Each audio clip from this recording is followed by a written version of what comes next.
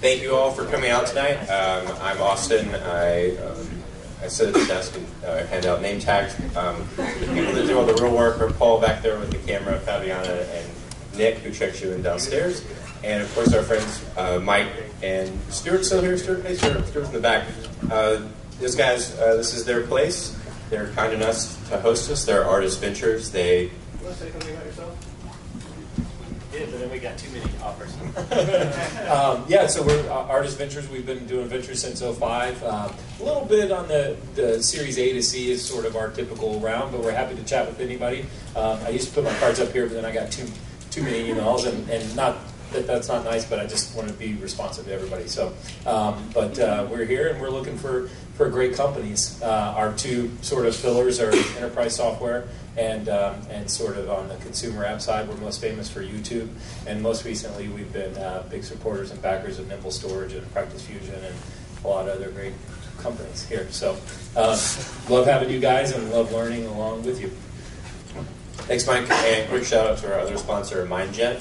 In addition to being my employer, they also provide the pizza. So thank you, MindJet, for providing that. And we make enterprise innovation software, which is probably not applicable to most of you. But thanks for coming. And with that, I'll turn it over to our speaker, Satya Patel, who's with Homebrew Ventures. And I'm not going to read the topic because it's on the board. He'll tell you all about it. And one other quick housekeeping. We'll have the talk. We'll do a little Q&A. And then we'll do quick announcements where if you're looking for a new gig, if your company is hiring, or if you have a quick other general announcement, you can stand up and get 15 seconds to say your piece before we pack up the chairs. Thanks. Thanks, Austin. Whoa. All right. Well, thanks everybody for being inside on such a gorgeous day. I will try to make it worth your while, but no promises. This is a brand new talk, so you're hearing it for the first time. I'm giving it for the first time, so hopefully it'll go all right. It's called Blinding Them with Science. The idea behind it is that as you think about developing product, growth, distribution, a scientific approach can really help you get the most bang for your buck, given that most of you, I assume, have limited resources around what you can and can't do. So in regard to that, I'd love to get a show of hands. How many of you work at a company with less than 10 people? Wow. About less than 50 people? Less than 100 people? Maybe more than 100 people? All right. If I give you some sense. Great. Just a quick background on me. As Austin said, I'm a partner at a small seed fund here in San Francisco called Homebrew. We invest in companies that focus on what we call the bottom-up economy. But what that really means is everything we invest in is long-tail oriented. It's got an individual, a small business, or developer as a customer, and is somehow helping them create economic value for themselves or their constituencies. So think lots of marketplaces, lots of small business SaaS, lots of vertical SaaS, APIs as a service, those kinds of things. Before starting Homebrew, just about a year ago now, I was VP of product at Twitter, where I led the product teams and the support teams.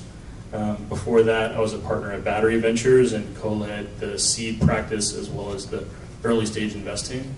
And then prior to that was a senior product manager at Google, focused on the AdSense business at the time that I was there. And then a few things before that, but I don't want to date myself too much. If you want to follow me, I'm Satya P on Twitter. And at the end, I'll give out my email address too, and you guys should feel free to email me if you have questions or thoughts. So as I said, this is a beta talk in the vein of experimenting in science. This is also a beta and an experiment. I'm not going to talk about specific tools or specific software that you should use to do these types of things, because I find that every company has different needs and preferences and budgets. So instead, what I'm going to talk about is kind of a framework for approaching all of this, a framework that I've found useful at companies of all stages that I worked at or invested in, and so hopefully that's useful for you. I want to make sure that you feel free to ask questions at any time, even though folks in the back, I'll repeat questions, so make sure everyone can hear them. And the final warning is that I tend not to be the most social of the two of us in our partnership, so my slides reflect that. They don't have much text on them, so you're going to have to pay attention, otherwise you're going to have no idea what's going on, because the slides, let's say they're sparse. And hopefully most of you will find that useful and not annoying. So the three things I'm going to talk about today, this is, I think, one of 2 slides with text on it, is why we need science. It just kind of gives you some context for how, at least I think about the need for a scientific framework. How to learn at every step of the process, and not just do. And then how to help others on your team learn alongside you. So if you're at a startup or even at a mid-sized company with limited resources, and in today's environment we all have limited resources, particularly human capital resources, there are lots of things to do, there are lots of things to try, there are lots of goals to meet, there's just lots of activity. And the question that I always kind of ask people is, to what end? What are you trying to accomplish at the end of the day? And unfortunately, the answer to that is not always particularly satisfying. I think the default approach for most companies is to just throw spaghetti on the wall. Right? They're really interested in just putting their product out there and seeing how users react to it. Some of it's stuck, though. Yeah, some of it's stuck. If you're lucky, some of it sticks. But you don't know. You usually don't know which part of it stuck. Might fall back off. Yeah, exactly right. Might fall back off was the comment. And there's nothing pretty about that, right? And so the way we think about it is, what behaviors are you paying attention to? What matters most to you? What metrics are you measuring? What are you actually trying to learn so that you can improve the product on an ongoing basis? No company, from my perspective, fails from lack of ambition. They fail from lack of focus.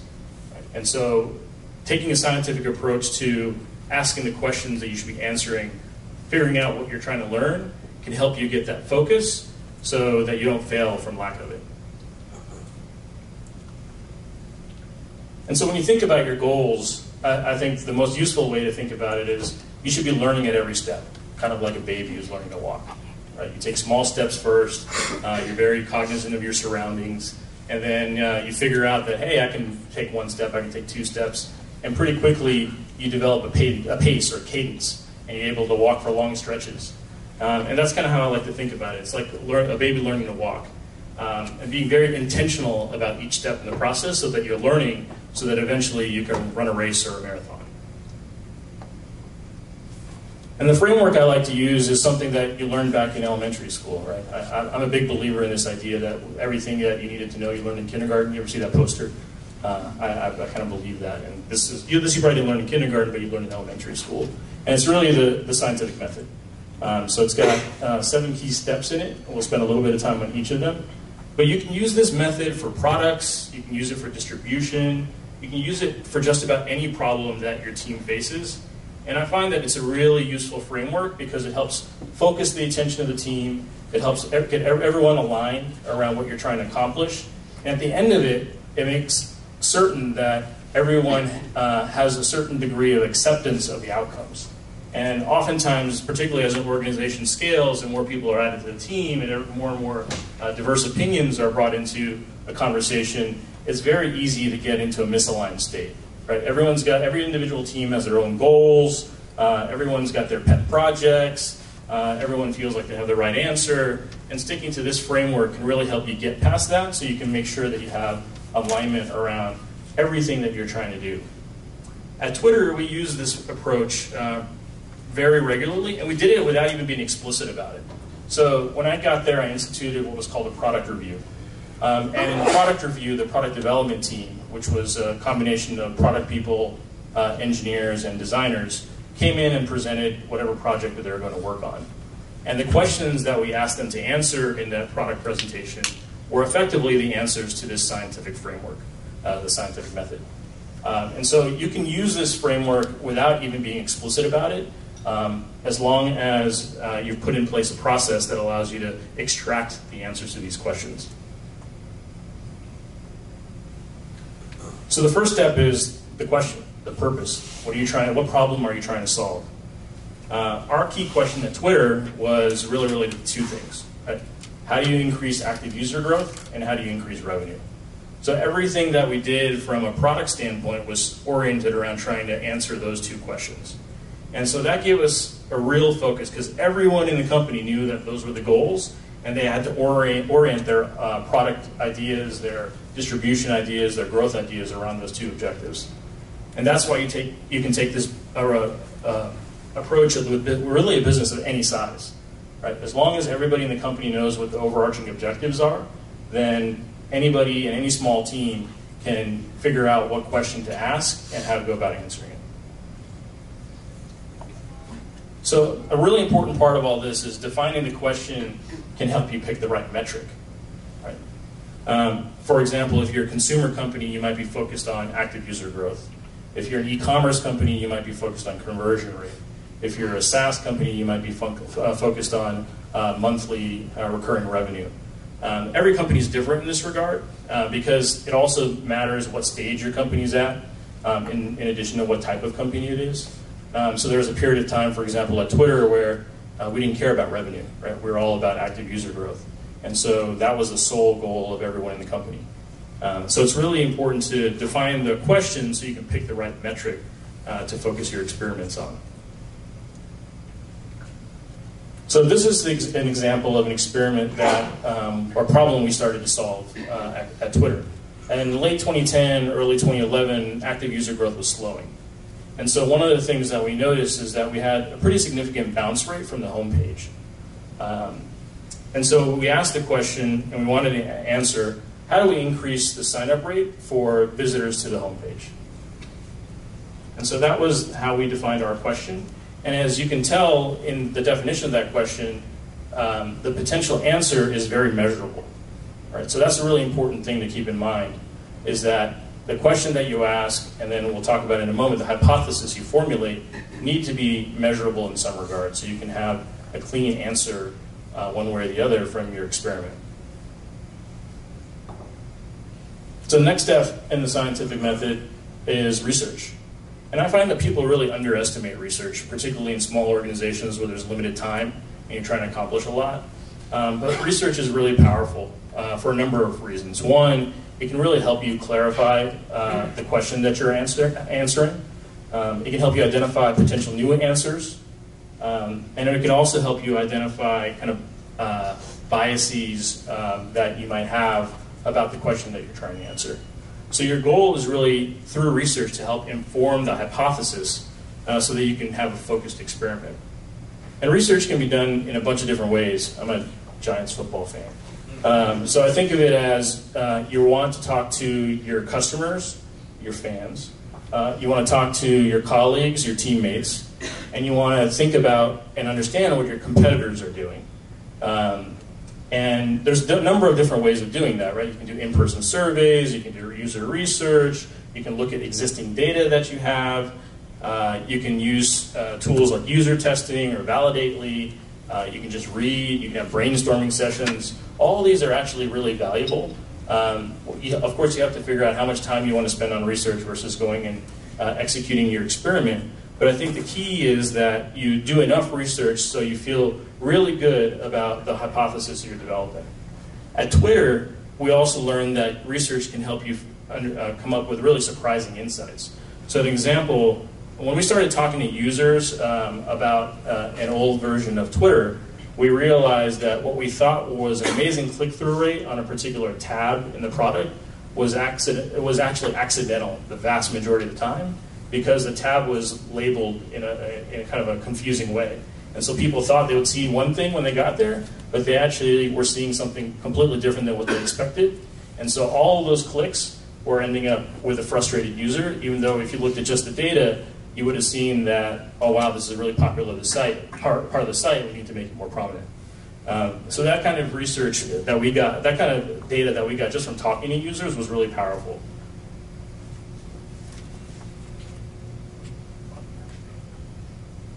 So the other thing that's really important about research is that you can do all kinds of research, you can talk to all kinds of people, you can look at all kinds of data, but at the end of the day, you get paid to trust your intuition.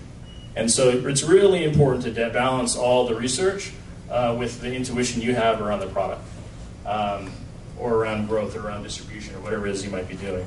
And so I find that finding product market fit requires a scientific approach, but there's really value in the art as well. And balancing those two can be a struggle, particularly if you have to convince other people in the organization that you're leveraging more art than science.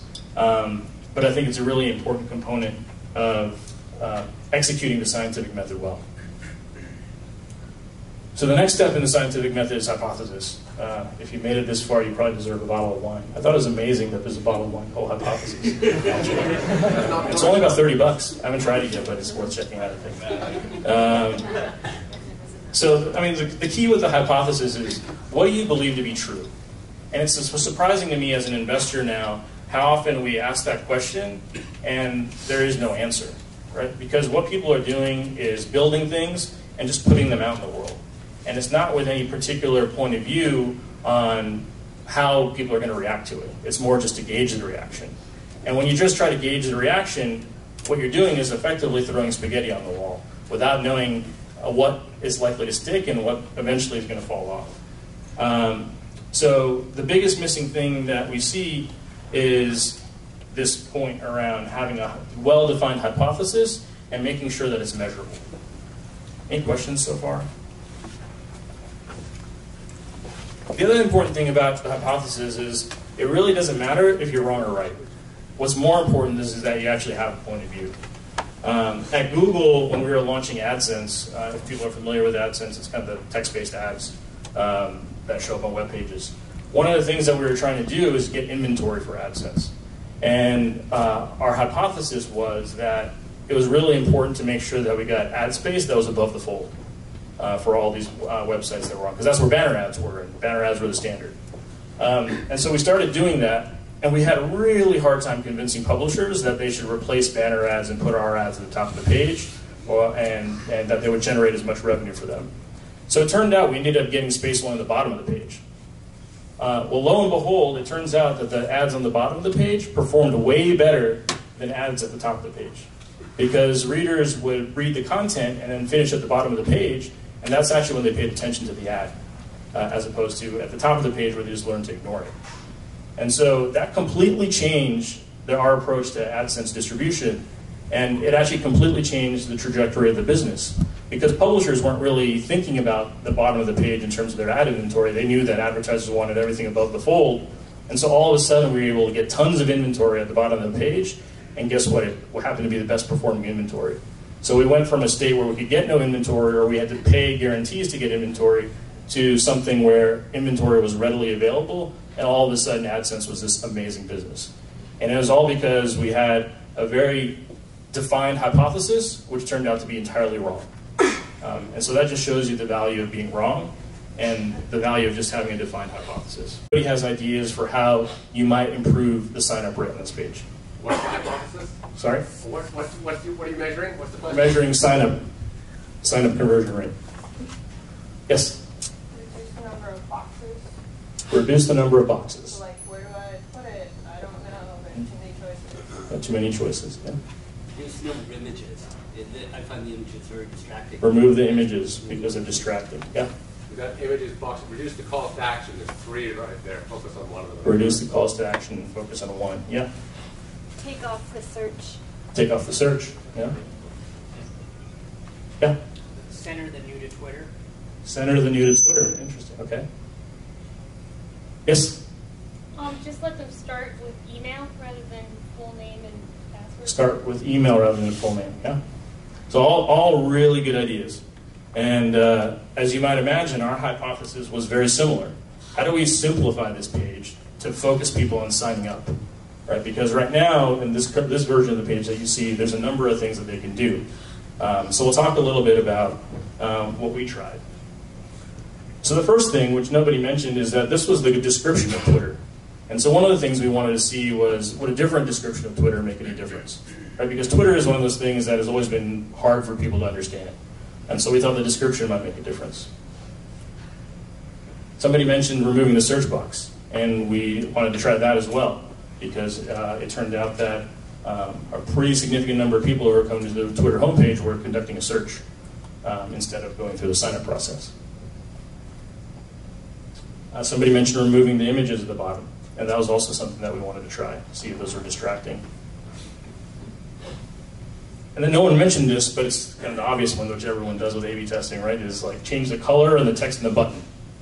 So we wanted to do that as well. So those are some examples of tests that we wanted to run with the goal question. The question that we wanted to answer being, can we increase the sign-up rate for visitors coming to the Twitter homepage? And the hypothesis being, that we could do it by removing specific elements. And the specific element that we ended up focusing on was removing the search box.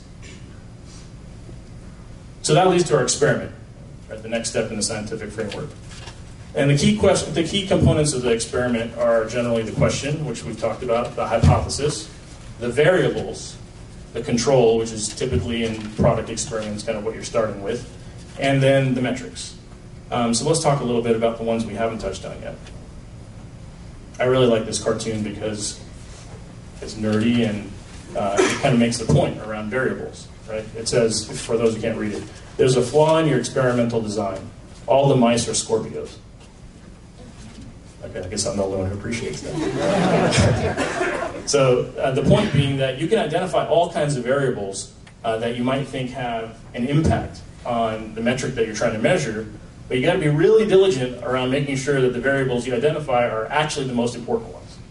And that's what we focused on Twitter. Was we could have tested 1 million things on that homepage, and those 4 were identified as potentially the most important. There were a few others. But it was really what can actually make a material difference that is controllable by us in the metric of sign-up. And you can only really know what variables matter if you have a very well-constructed hypothesis. So as you can see, all the steps in this framework are tied together. The other thing that's important about the variables is that if you identify the variables that matter, you can also then pick the right metrics to measure. And of course, you have the right metrics to measure because you know what question you're trying to answer and you've defined a hypothesis. So it all fits together. And again, it's important to note that the metrics that matter to you at your particular stage in your business and the type of business you are vary dramatically. And so that's why it's hard for me to say like this is the metric, the one metric that you should be focused on, because the reality is it differs from company to company. What's important is to know that you're measuring the thing that's important to your company at any particular moment in time. For us, for a long period of time, again at Twitter, it was all about active user growth. At AdSense, it was all about revenue per 1,000 pages, RPM. We were trying to maximize how much revenue was generated for a publisher based on the inventory that we had, and because we took a percentage of that, that impacted our bottom line as well. So the next step in the scientific framework is analysis. And now, analysis for early stage startup experiments can be difficult because you have a small data set typically, right? So there's a couple of ways of approaching that. The right answer is to give it enough time so you get a statistically significant sample of data. But that can be really hard. It can take a really long time for an early stage startup that's just getting going. So it might sound like blasphemy, but I think there's a good enough answer. And the good enough answer turns out to be something that even the best software like Optimizely also does, which is take a small data set and extrapolate and allow your intuition to guide you, right? And it sounds like, oh, that's not scientific at all. And it's not really, but it can often point you in the right direction. And that's the hidden truth of all the software that exists out there, is it doesn't force you to use a statistically significant sample size. It actually starts giving you results with a sample size that's smaller than you actually need. But I think that is informative because it gives you some data by which to then use your intuition to make the right decisions. And of course, kind of the other piece of that is that data lies, right? And so with all these things, the reality is you can't be a slave to the data. Data is not the end-all, be-all. And at the end of the day, you have to look at data and use your own judgment about what you think is the right approach. And people read, this is one of my favorite quotes about data. There are lies, damn lies, and statistics. So this is the sign-up page that we ended up with after we ran all those different experiments. And so you can see a bunch of different things. So we removed the search box, as someone had guessed. It turned out that people were searching quite a bit, and that was taking away from the sign-up process. We removed the avatars. And we didn't remove the avatars because there were lots of clicks on the avatars. It turned out that the avatars were increasing page load time. And because the page was taking longer to load in a bunch of geographies outside the US where bandwidth was limited, people were leaving before the page loaded. And so that dramatically impacted things. You'll notice this is a different description, and this description tested much better out of probably 4 or 5 variants that we came up with. You'll notice that the button text changed. It now says sign up for Twitter as opposed to just sign up. And while it's hard to believe, that made a very big difference in the sign up rate. Changing the color didn't make a difference, by the way. We tried that and stuck with the yellow.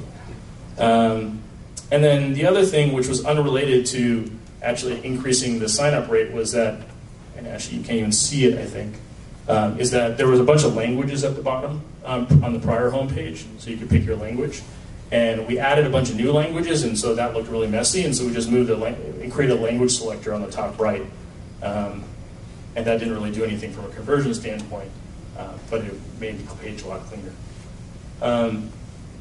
So that's where we ended up, and a bunch of small changes all together added to, I want to say, about 100,000 new signups a day.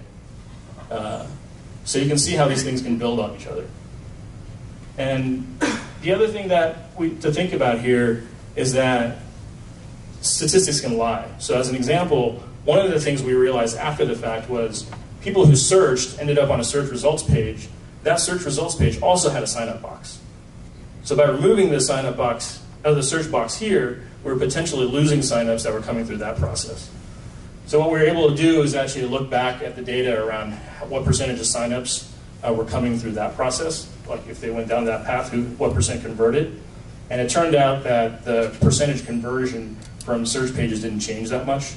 And we knew already the click-through rate from the search box. So at the end of the day, we knew that we made up for those by increasing the conversion rate through the traditional flow, so to speak. So that's where we ended up with the Twitter homepage. Question? Yeah? Was removing your logo and branding part of that? It just so happened we were redesigning all of Twitter at the same time. This was at the end of 2011. So that was part of this, but it is unrelated to the tests around sign-up. Do you think the sign-up wording, was it the wording that changed it, or was it just the fact that it was a bigger yellow blob? The question was it the wording or was it a bigger yellow blob? And the answer is it was the wording, because we changed the wording on the original design. Right? That was the control. So we knew that the wording itself had an impact, and a statistically significant one, which was really surprising us. In fact, there were, I think, 2 of 5 or 6 different types of copy that we used that both were statistically significant, and this one was the most statistically, or this was the most impactful. Yeah? Weird? Go ahead. How long did it take from starting the test until you guys realized that was the way to go? How long did it take was the question. I mean, Twitter had the benefit of a reasonable amount of traffic in 2011, so we would run tests as 1% tests, 1% of all global traffic. And so we could tell pretty quickly, but we usually let those run for at least a week before we kind of looked at the data. Yeah. That was my question, was what percentage did you divert? So then the last step in the scientific method is the conclusion. Congratulations, you learned something. You've got a smile on your face. But now what? What actions are you going to take? What are you going to do next? Who are you going to tell? And so the important piece here is to take what you've learned and not stop learning. And then make sure that you help others learn along with you. Probably the most important part of that is providing others with the same context that you have. What we see all the time in companies of every size is people making grand proclamations around, this is what we've learned and this is what we're going to do, and other people in the company asking a million questions because they have no idea how they got there. And so it's really important that you don't assume that people have the same context as you. You have to share the rationale for why you ran the experiment the way you did, for why you picked the question that you're trying to answer, and then make sure you share all that really broadly. At Twitter, one of the things that we did was every experiment that we ran, we emailed a mailing list called, I think, experiments@twitter.com, which anybody in the company could subscribe to, would describe the experiment, the rationale for it, the hypothesis, and the results. And then also what actions were going to result from that experiment. And sometimes that was going to be launching a feature globally, sometimes it was going to be going back into another experiment, sometimes it was ending these experiments altogether and moving on to another question. But we were very explicit around that. Yeah. So at Twitter, was this part of the growth team, and if so, who was in your growth team? Yeah, so the question was this part of the growth team at Twitter, and who was part of the growth team? So depending on what tests were being run across the entire product organization, the sign-up page test was being run by the growth team. And the structure of the growth team was similar to all the rest of the teams, which was engineering, product, and design working in conjunction.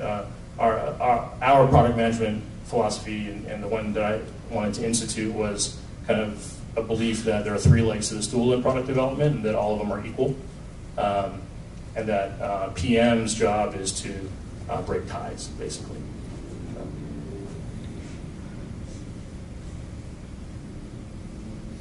Important lesson that we learned. We did this badly at Twitter a few times. And one of the times that we did it badly was actually in relation to this sign-up page test. Because we didn't tell the search team we were going to run this test. And as you might imagine, the search team's goal was to drive searches. And so you can imagine what happened when they heard that we're going to remove the search box from the homepage. So that was a really sticky wicket, as I like to say. And we had to go back and basically provide them with all the context around why we were arriving at the decision that we were arriving at. And so it's super important, even when you're right, to make sure that everyone has the right context. Because as the organization grows, again, everyone has different goals and objectives and biases and things that they feel ownership over. So setting context is super, super important. At what point did they learn that you were running the experiment? How did it get resolved?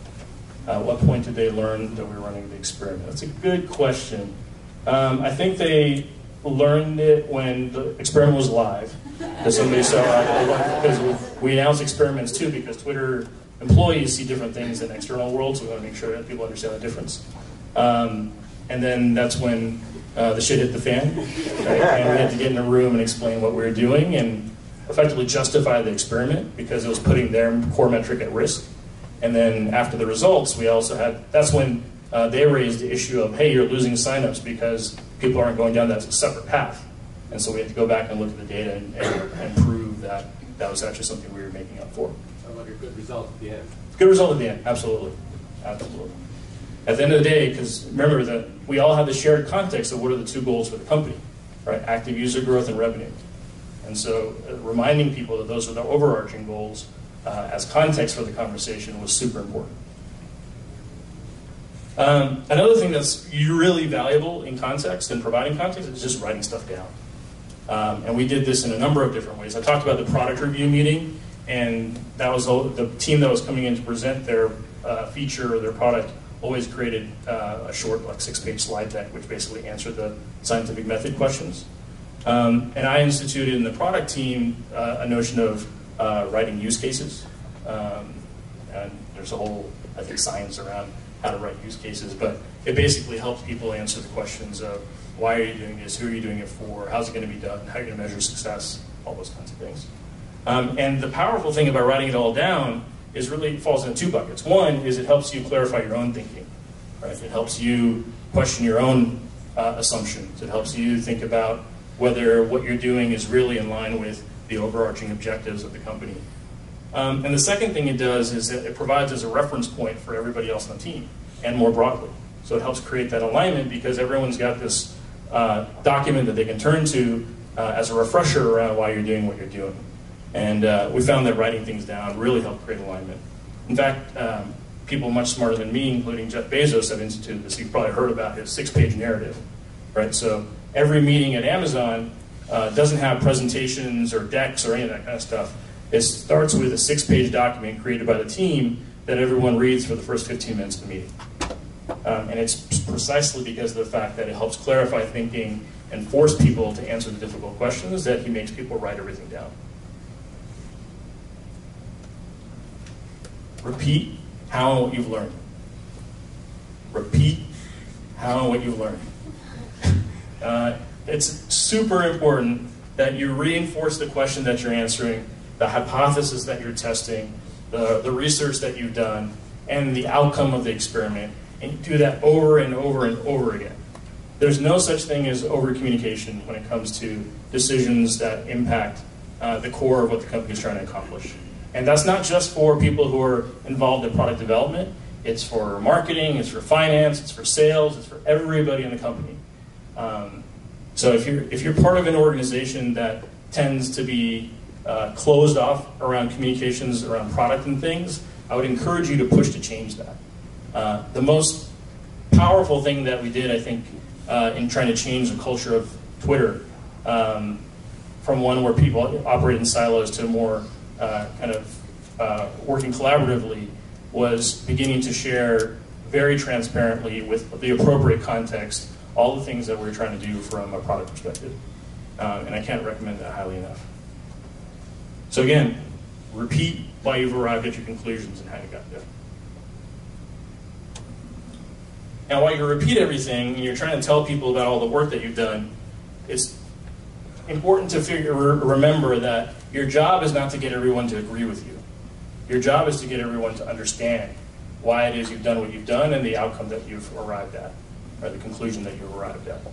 Because once you get into a situation where you're trying to convince everyone to agree with you, then you're probably not going to arrive at any conclusion at all. And so getting people to understand and getting them to appreciate the work that you've done is eventually what will lead to acceptance. And that's really the goal, is getting people to accept the outcome, even if it's not directly, even if it's negatively impacting what they're responsible for, like in the case of the search team. Another example of this where things went bad was I was on the AdSense team at Google. We launched a feature that I was responsible for called on-site advertiser sign-up. It basically created a link in the AdSense ad that allowed any advertiser from the publisher's site to sign up to advertise on that publisher's site, in addition to the broader AdSense network. And there was a bunch of reasons why we wanted to do this, but obviously one of them was revenue. And so that was pretty successful. In the first 30, 40 days, it was generating about 10 million a month. And at that time at Google, that was probably interesting, but not mind-blowing. Right? Crazy to say. But there are a bunch of strategic reasons that we wanted to kind of start with this feature and go beyond with a broader strategy. But unfortunately, I did a bad job of communicating that broader strategy and instead focused on the metrics, because Google is very metrics driven. And when people saw that after 30 or 40 days it was only 10 million a month, they decided that we should stop that feature. And so this is a situation where I didn't do a good job at helping people understand the context behind what we were trying to accomplish with a broader company objective, and people fixated on a very specific goal that was kind of more oriented around a specific team. And so what I regard as still having been an important feature and something that's now happened in the way we intended was killed, and we probably lost a year and a half of progress against the broader vision, because I didn't do a good job of writing down, providing context around the broader objectives that we had in mind for what we're doing with AdSense. Right? Everyone loves cat pictures now. That's a cool thing to do. But the key here is iterate, right? Lather, rinse, and repeat. Once you get to the end of the experiment, it's really crucial that you learn from that experiment and go back and continue to refine what you've learned. Don't stop the learning. This is the current Twitter homepage. As you can see, it really hasn't changed that much. It's still got largely the same layout, largely the same text, and obviously they're promoting mobile a bit more now. But I would argue that they've stopped learning in relation to the conversion rate on the homepage.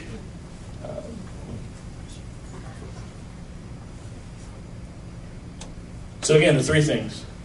Why do you need science? To avoid chaos, right? And to really focus your energies and get everyone aligned. How do you learn how you learn at every step? You use a scientific framework that we just discussed. And then how do you help others learn with you? Repeat, write, make sure you're sharing what you learn. So that's it. I would love if you have just 30 seconds at that tiny.cc URL. There are 3 questions for you to answer about the presentation. It'll take you literally 30 seconds. You can even do it on your mobile device, I think. And then my emails are at the bottom if you have questions or comments or anything you'd like to share. but hopefully that was a useful exercise. Yeah? I have 2 questions. Sure, 2 questions. For the Twitter homepage, let's say you're testing the copywriting and the button. Do you put them together in one test, or they are always separate tests? Both is the answer. Right, we're running multivariate tests. Right. Yeah. Okay. And have you ever reached a situation that you've never reached statistical significance? All the time. And what do you do when Yeah. that So the question was, have you ever reached a situation where it's not statistically significant? In the case of Twitter, because we had lots of data, if it wasn't statistically significant, then we disproved the hypothesis. Right? The hypothesis was invalidated, and so we moved on to something else.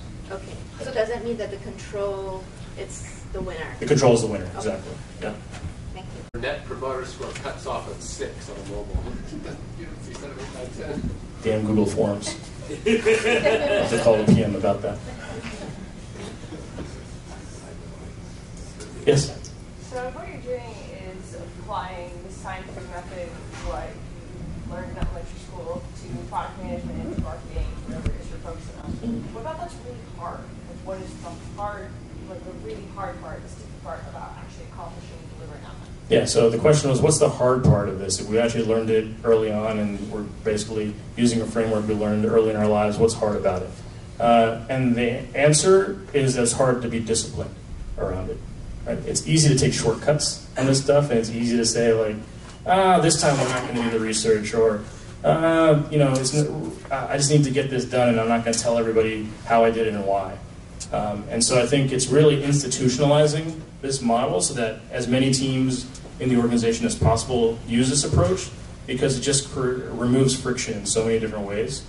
So I would say that's the key, is just being disciplined around it. It's human nature to want to not do all these things because they take time, they take energy, and they take real focus in a way that doesn't feel like you're contributing to what you're supposed to be doing, which is building stuff. Yeah, Paul? You talked about maximizing revenue in a couple of contexts, both Twitter and DoubleClick. Mm-hmm. Is there any thought to short-term versus long-term revenue? Any concern about sort of burning your end game with your revenue this week or this quarter or whatever? Yeah. So the question was, in general, is there ever a concern or trade-off between thinking about long-term revenue versus short-term revenue? And the answer is yes, obviously. And the question becomes, what's the goal of the company? And I think oftentimes many companies have debates around what the right answer there is. We had debates about it internally at Twitter, particularly in kind of pre-IPO, around what's the right focus for the company. And at the end of the day, kind of the executive team decides what the overarching goal is, and then everybody, starts rowing in the same direction. So it really depends on the company. Yeah. In the case of Twitter, what are other aspects of the website beyond the sign-up page where you run the A/B testing on? And so the question was, other than the homepage, where did we run tests on the Twitter website? And the answer is basically every single page. So on the profile page, we ran a bunch of, every kind of iteration you see of Twitter starts with a test, right? I mean, I think you're seeing that now, even in the mobile application, where there's like 10 versions of the mobile app out at any one time. And then finally, they launch some feature to everybody. So we had the benefit of having a reasonably large organization, which would allow us to kind of focus on every touch point, kind of every place where we saw drops in the funnel, so to speak, whether it was sign up or engagement or reactivation or whatever it might be. And so basically everything was tested. Yeah? Are you concerned with, or maybe a better question is, how do you manage making too many changes when you're doing the testing to maybe negatively affect the way that your users engage with the page? Yeah, so the question was, are you concerned about making too many changes to the page and negatively impacting users? And the answer is always yes. And so that's why you would see that we would run tests in isolation and then also multivariate tests. And we usually introduce things incrementally. I think one thing that companies in general do a really bad job of is thinking about users from a lifetime value perspective, right? And how does this impact users after a period of time? I think thinking about things kind of on a cohort basis is not natural for a lot of companies. I think Paul has done a great talk there. People are interested in hearing it. And so that was always one of the things we really struggled with, I would say, is that if we make this change, does this lead to an active user 3 months from now as opposed to just 1 month from now? And are we willing to wait 3 months to see before we put this out in the world? And that's always a difficult decision. So that's where the intuition and the art part really comes to play. And Yep. just kind of piggybacking off that, have you ever had to experience, because I'm not sure if this is relevant with your work experience, but industries or reaching in areas where maybe people weren't quite as tech savvy, so those changes may make a bigger impact than someone who, say, is very used to kind of like using new applications, trying new stuff out. Do you guys take that into consideration? Yeah, so the question was, what about in industries where the users aren't as tech savvy and kind of bombarding them with changes all the time? And I've worked with a lot of companies that operate in industries like commercial construction and traditional enterprise, and I think I think we're seeing a shift in the behavior of people who are used to seeing change in their consumer lives and now are more accustomed to seeing it in their professional lives. But I would say historically, what that meant is you didn't do daily or weekly releases. You did monthly or quarterly releases, and you gave people a heads up, right? Really well-crafted release notes around what was coming. And many times you previewed it for them and had webinars and walked them through it. So I think you have to be really diligent around that. With depending on who your users are. Yes? On the Twitter homepage test, you decided to test those 4 variables. What was your process for deciding what variables to test in the first place? Yeah, so the question was, how do we decide those were the 4 variables to test? And that was really the research, right? So we looked at the existing data, which showed us where people were clicking. We talked to users around and watched them to see what was going on. And we brainstormed as a team, or just like we asked you questions, we kind of asked everybody, what do you think is going to make a difference? And then we looked at it as, all right, what do we think is going to have the biggest impact with the largest population of users for the lowest amount of effort? Right? You kind of do that calculus, and it's actually really useful, I found, to think of, to just kind of basically create a spreadsheet that lists, the idea, the potential impact, the effort required, and kind of rank it. And that's how you can decide what order to do experiments in. Yes? For startups that don't have the kind of volume of traffic that Twitter does, are there ways that you could hack simulate production? Or you mentioned one site, validate.com. Are there any other sites like that or any other methods that you would recommend? Yeah, the question was, for sites that don't have traffic like Twitter, are there ways to kind of simulate traffic? I generally think artificially creating traffic by running Facebook campaigns and getting people, I just don't think that leads to authentic user behavior. So it's really hard to extrapolate from that. So my preference is to do the non-scientific thing, which is try to guess based on a small sample size. And I think lots of people will throw up on that, but I actually think that you can get some pretty good learnings that way. And as long as you continue to iterate and test, if you make an error, you can course correct. Yes? Can you talk about how you use scientific approach to run your proof of the DC firm that you guys set up? Yeah. Is there any hypothesis you have in terms of interacting with any firm? Yeah, so the question was, how do we use a scientific approach with our work at Homebrew? It's a really good question. So we actually have a bunch of hypotheses that we started the fund with, both from an investment structure standpoint, in terms of a market sector standpoint, in terms of an approach standpoint. And so the way we test those things is we unfortunately, we can't do an A/B test with our product, right? We can't put some company in a corner and say we're never going to talk to you, and another company we're going to spend a bunch of time with and see what happens. So the way that we do it is a couple of ways. One is, particularly my partner, if you follow him at all, we put a lot of our thinking out in the world through social media, right? And so we try to then gauge whether that's having a positive or negative influence on the quality of entrepreneurs we're seeing, willingness for people to work with us, all those kinds of things. So that's one thing. The second thing we do is we effectively survey our portfolio companies on a regular basis around the quality of our work with them.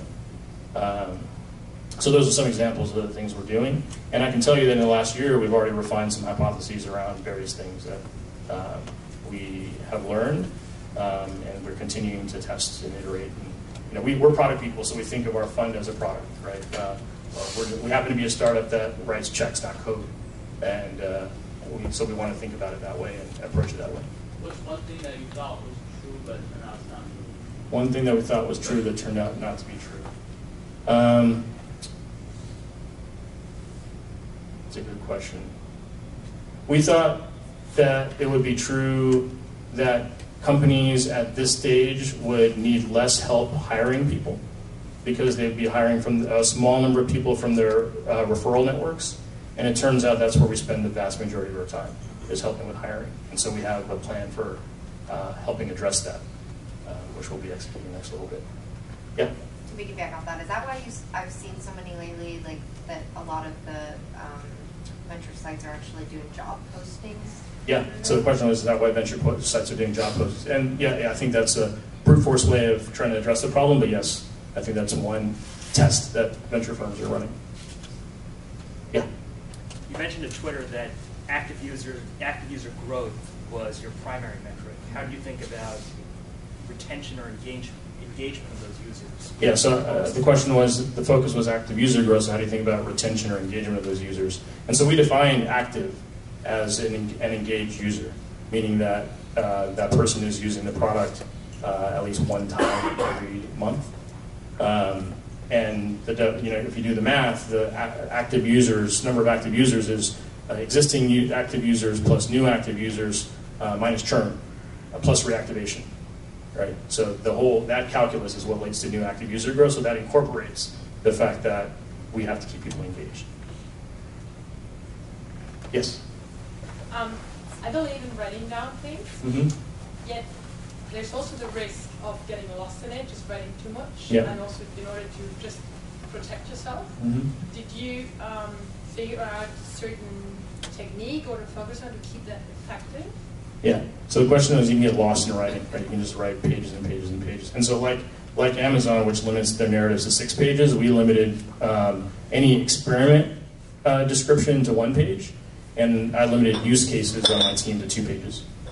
So that's how we kind of force people to be really succinct and clear and tighten their thinking, and hopefully not waste tons of time writing pages and pages. Yes? Is Twitter somehow measuring visitor experience and behavior? If yes, then how, and what are the benefits? Yeah, so the question was, did we measure experience and behavior, and did that have benefits? And I think the example that I talked about in terms of understanding what was actually happening when the clicks were going to a particular area of the site is an example of the benefit, but we did tons of in-person user research. Because again, Twitter is one of those things that lots of people approach very differently. At Google, we did a ton of user research around AdWords, because there were very different types of advertisers that were using the AdWords platform, which was just one version of the platform for everyone. So in all those cases, we learned a ton by watching and talking to users. I don't think there's really any substitute at any stage of a company's life for talking to users. Yes, all the way back. So, when do you advocate, or when do you think it's a good idea to have a basic group of users that you do a more longitudinal study? Sorry, can you speak up a little bit? So, when do you think it's a good idea to, or do you think it's ever a good idea to have a basic group of users that you do a longer study with a particular set of features as opposed to a shorter A/B test? Yeah, so the question was, when is it good to do a longitudinal study with a set of users versus A/B tests? I don't know if I have a good answer to when is the right time to do it. I think there's value in it. I think there's more value in looking at things from a cohort standpoint, which effectively does the same thing. We had a small group of users at Twitter, very small, probably 25-ish here in San Francisco, that we treated as a longitudinal cohort. In the case of Twitter, because once you become an active user, you kind of stay an active user. It's the problem. The problem is if you're not an active user after a month, you're never going to be an active user. The longitudinal study, I didn't think was as impactful as some of the other work that we did. But I think if you look at things on a cohort basis and understand your lifetime values, you kind of accomplish the same thing without maybe having a set of users. Would you ever go and test new features with that group? Yeah. Particularly? Yeah, we would. So the question was, would you test new features? And yes, the answer is yes. In fact, the redesign that we launched in December of 2011, the entire redesign we tested with a small batch of users, as an example. Yes? Just just curious, what kind of tools do you guys use to do A/B testing and also tracking the conversion funnel? Yeah, so the question was, what kind of tools did we use to track A/B testing and the conversion funnel? And at Twitter, everything was homegrown. Yeah, amongst our portfolio companies now, Optimizely, Google Analytics, Kissmetrics, Mixpanel are all things that are used pretty regularly.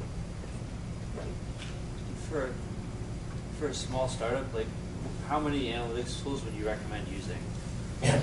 For a small startup, how many analytics tools would you recommend using? Ideally, one. I mean, I don't know if there's a good answer to that. I mean, you want to use as few as possible, so you don't have a lot of points of reference, and you don't have a lot of data integration to do, and you also save costs that way. I find that most companies can get away with either Google Analytics or Mixpanel, and then one A/B testing framework or platform like Optimizely. So, probably I guess two is the answer. Yes. Have you ever had to go back and challenge a previously validated hypothesis? Have you ever had to go back and challenge a previously validated hypothesis? Yes. Either your own or like someone else's. Yes. Yeah, happens all. I don't know if I'd say challenge as opposed to continue to iterate, and you learn something that didn't seem to be true but turns out to be true. But that happens all the time. Yeah. Yes. When exactly during that process of the scientific method do you engage with the customers or the users in terms of surveys and communication to ask what their feedback is? Obviously, research, that would be a time to do that. But when else and how often did Twitter kind of reach out and just try to talk to people what the changes were happening? Yeah, so the question was, how often do you reach out to users to get their feedback? The obvious point is in the research phase. We would often do things after the experiment when we decided on a conclusion and test actually what would it be like if we launched that. And then we would do more user research after we launched something if it was significant enough. Yes? In Twitter, do you do some specific customization by countries or language? Yes, the question was, at Twitter, do we do specific customizations by country or language? Yes. We didn't do that for a long time. But as soon as we realized, like, the number one way to grow, there are two really good ways to grow Twitter. One was address book import, and two was translating the site. And once we realized that if we did more interesting things around customizing locally and by geography, that we would lead to higher engagement, higher conversion rate. And that proved to be true, not surprisingly. Yes? How many experiments would you run in any given month? How many experiments would we run in any given month? I would say we started with, honestly, 1 or 2, and by the end we were probably running 10 a week. Yes? I don't know if I'm going to say this right. So I'm dealing with a mobile-only company right now, and the web is a very small channel. We have to push them on the web. We'll get their email, but then we got to get them to download on the mobile. What sort of extrapolation, I don't know if you guys do on this, can you do, and what channels do you think of trying to attack, especially using your scientific method? So the question was, what would you do for mobile? In terms of channels to drive mobile acquisition? Yes, and activity. Yeah, so again, the way that I like to think about it is kind of create that spreadsheet with, here are all the potential sources of traffic, right? Here's the anticipated conversion rate from that traffic. And hopefully you have some data now that tells you where your traffic comes from and what the conversion rate is. And then here are potential experiments that we can run against each of those channels. And so what's likely to, and then the effort required. And so what's likely to have the biggest impact on your total number of active users and stack rank that way, right? So, and there's also, like doing stuff like SEO takes a really long time, right? So it's hard to run a short-term experiment on that, though it could potentially, depending on what your business is, have a really big impact. So you just need to make those trade-offs all the time. And again, that's where the art comes into it, right? Trying to figure out what's the highest and best use of your time and your resources. We have time for one last question. Make it good. Right. How did you evaluate the size, the magnitude of your experimental effects? If we're able to bump the conversion rate by 1%, how would I say that's enough to put those people on some other project now versus no, we got to keep trying more tests?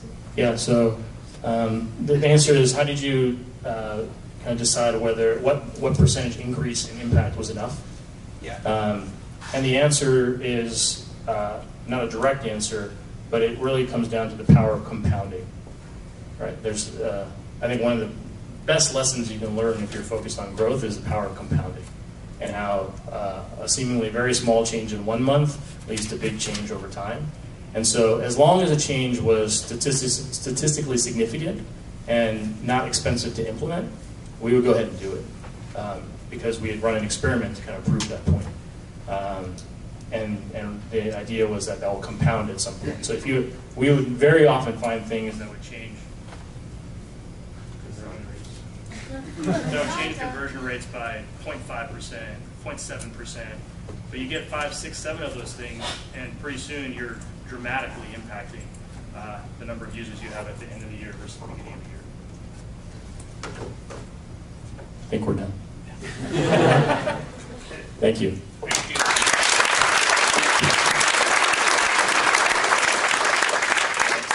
Great. If anyone is looking for a gig, if their company is hiring or they want to make a quick announcement about something, you have 15 seconds. You can come get it from me and come take the mic out of my hand.